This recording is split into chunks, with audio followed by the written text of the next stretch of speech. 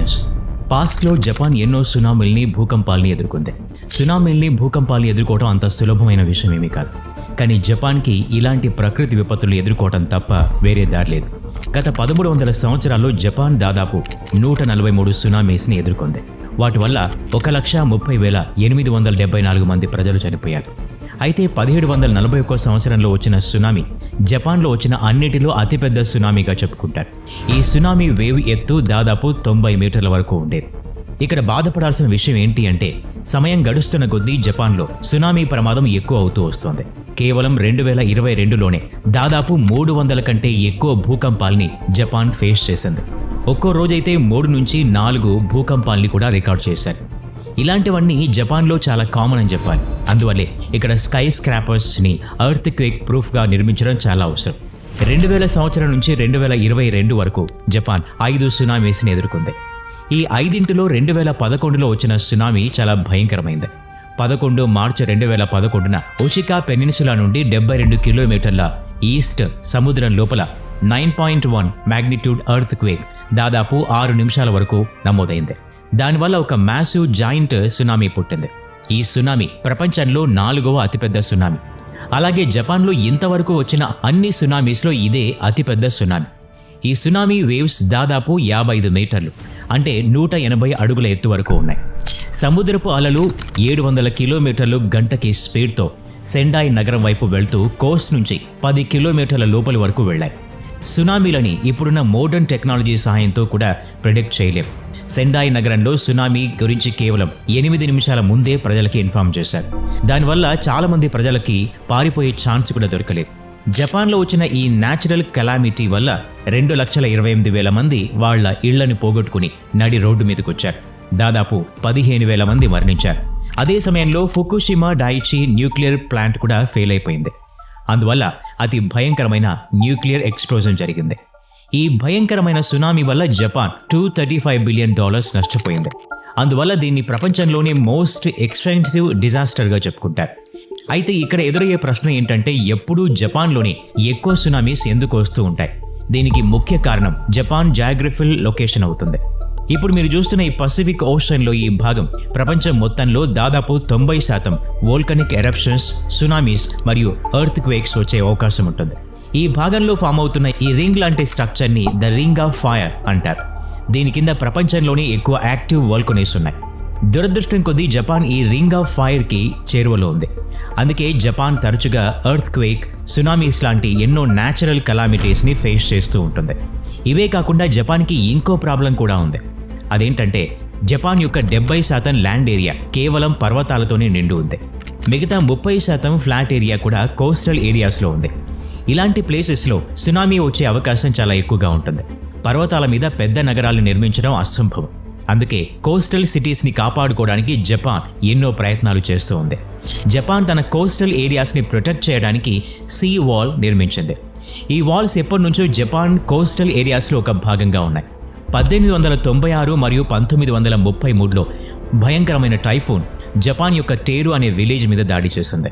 ఆ సంఘటన తర్వాత నుంచి ఈ విలేజ్ కోస్టల్ డిఫెన్స్ సిస్టమ్గా మారింది. అక్కడ జపాన్ గవర్నమెంట్ 2.4 కిలోమీటర్స్ పొడవు మరియు 10 మీటర్స్ ఎత్తు ఉన్న 2 బలమైన వాల్స్ నిర్మించి టెరు విలేజ్ను ప్రొటెక్ట్ చేసింది. ఆ తర్వాత మిగతా కోస్టల్ ఏరియాస్లో కూడా ఇలాంటి బలమైన వాల్స్ నిర్మించింది. కానీ 2011లో వచ్చిన సునామీ ఈ కోస్టల్ వాల్స్ కంటే కూడా చాలా రెట్లు పెద్దది. సీ వాల్స్ అనేవి కేవలం 8 మీటర్ల ఎత్తైన వేవ్స్ మాత్రమే ఆపగలవు. కానీ 2011లో సునామీ వేవ్స్ దాదాపు 12 నుంచి 15 మీటర్ల ఎత్తు వరకు వచ్చాయి. ఈ 10 మీటర్ల సీ వాల్స్ సునామీ వేవ్స్ను చాలా వరకు కంట్రోల్ చేయగలిగాయి. ఈ సునామీ వల్ల చాలా చోట్ల సీ వాల్ స్ట్రక్చర్ పూర్తిగా డ్యామేజ్ అయింది.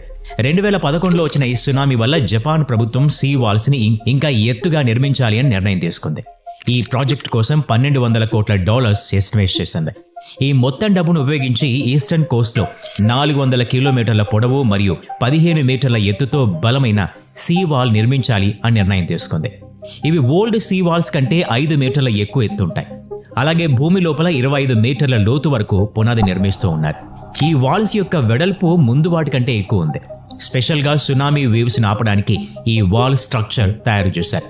ఈ పని కోసం సిమ్యులేటర్ సహాయంతో ఆర్టిఫిషియల్ సునామీని సృష్టించారు.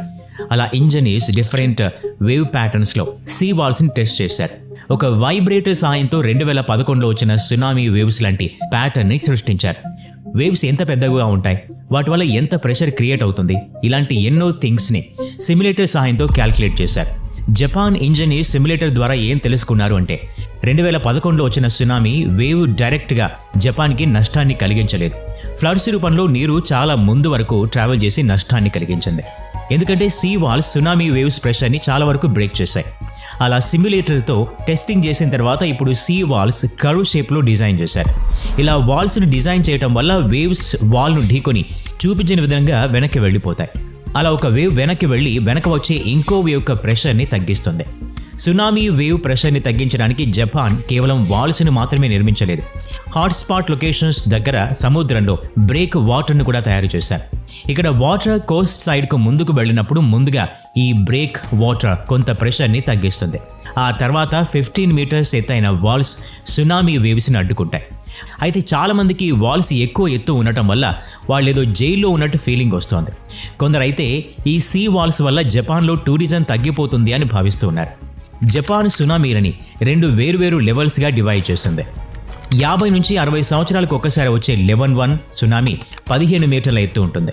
ప్రత్యేకంగా దీనికోసమే ఈ సీ వాల్ను తయారు చేశారు. అదే 1000 సంవత్సరాలకు ఒక్కసారి వచ్చే లెవెల్ 2 సునామీస్ని సీ వాల్స్ ఏ విధంగా కూడా ఆపలేవు. ఇలాంటి వాటి కోసం హాట్స్పాట్ లొకేషన్స్లో సునామీ మిటిగేషన్ పార్క్స్ని ఏర్పాటు చేశారు. ఈ పార్క్స్లో ఒక పెద్ద వాల్ లాంటి స్ట్రక్చర్ ఉంటుంది. ఇది సునామీ ప్రెషర్ని తగ్గించడమే కాదు, సునామీలో కొట్టుకుపోయే పెద్ద పెద్ద వాహనాల్ని కూడా అడ్డుకుంటుంది. జపాన్ సీ వాల్స్ ఇంజనీరింగ్లో ఒక అద్భుతం అని చెప్పాలి. ఎందుకంటే ఇవి భయంకరమైన సునామీ వేవ్స్ని అడ్డుకోవడానికి ఎంతగానో ఉపయోగపడతాయి. ఎన్నో న్యాచురల్ కలామిటీస్ నుండి తన్ను తాను కాపాడుకోవడానికి జపాన్ చేయని ప్రయత్నం అంటూ లేదు. అయితే సీ వాల్స్ కూడా పర్మనెంట్ సొల్యూషన్ కాదు అని జపాన్కి బాగా తెలుసు. ఎందుకంటే పెరుగుతున్న గ్లోబల్ వార్మింగ్ వల్ల రోజురోజుకి సముద్రంలో వాటర్ లెవెల్ పెరుగుతూ వస్తోంది. తుఫాన్లు కూడా బాగా పెరిగిపోవటం వల్ల తరచుగా ఎర్త్ క్వేక్స్ వస్తూ ఉన్నాయి. ఇలాంటి ఎన్నో న్యాచురల్ కలామిటీస్ నుంచి 100% ఈ సీ వాల్స్ ప్రొటెక్షన్ ఇవ్వలేవని జపాన్కి తెలుసు. $12 బిలియన్ ఖర్చు చేసి జపాన్ తన ప్రజల కోసం సమయాన్ని కొనుక్కుంది. ఎలా అంటే ఈ సీ వాల్స్ ఎంతో కొంత సునామీ వేవ్స్ని కంట్రోల్ చేస్తాయి. ఆ కొద్ది సమయంలో అక్కడి నుంచి ప్రజలు తప్పించుకోవడానికి ఛాన్స్ ఉంటుంది. సీ వాల్స్ నిర్మించక ముందు ఆ కొద్ది సమయం కూడా దొరక్కపోవటం వల్లే చాలా మంది ప్రజలు చనిపోయారు. ఈ వీడియో నచ్చినట్లయితే లైక్ చేయండి, షేర్ చేయండి. ఇలాంటి మరిన్ని వీడియోస్ కోసం ఈ ఛానల్కి సబ్స్క్రైబ్ చేసుకొని బెల్ ఐకాన్ మీద క్లిక్ చేయండి. నెక్స్ట్ వీడియోలో మళ్ళీ కలుద్దాం. Thanks for watching.